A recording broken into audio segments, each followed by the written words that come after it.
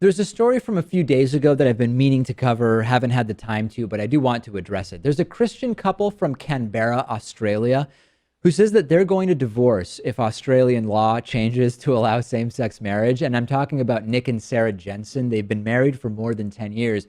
They are saying that as a matter of conscience, they're not going to recognize the government's regulation of marriage if that definition begins to include same-sex couples. They've called marriage the fundamental and foundational building block of Australian society and culture everywhere, and they're willing to end their own marriage if two men or two women can get married.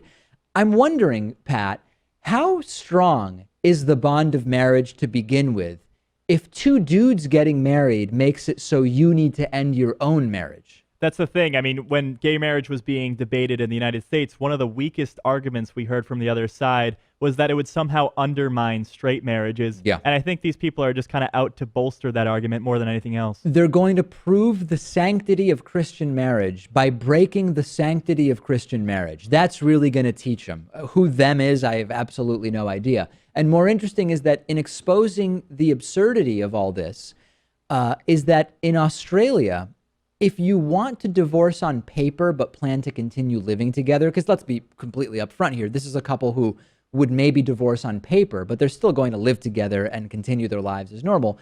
In Australia, you need to, in order to get a divorce granted by a court legally, you need to convince the court or satisfy the court that you and your spouse have lived separately and apart for at least 12 months and that there's no reasonable likelihood of resuming married life.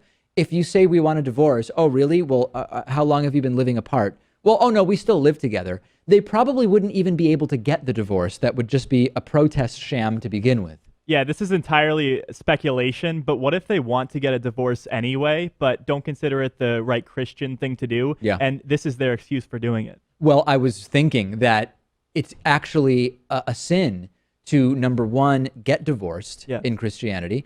And it's a sin, number two, to live together without being married. So in order to protest what they see as, I guess, the sin of same-sex marriage, they seem willing to commit two different sins. Of course, if you called them on it, they'd probably say, oh, no, no, no. We're divorced on paper, but we're still married in the eyes of the Lord, which is also hilarious because when it comes to gay marriage, they wouldn't accept the distinction between religious marriage and civil marriage. You could say to them when they say, I'm against the state recognizing same-sex marriage. You could say to the bigots, well, hold on.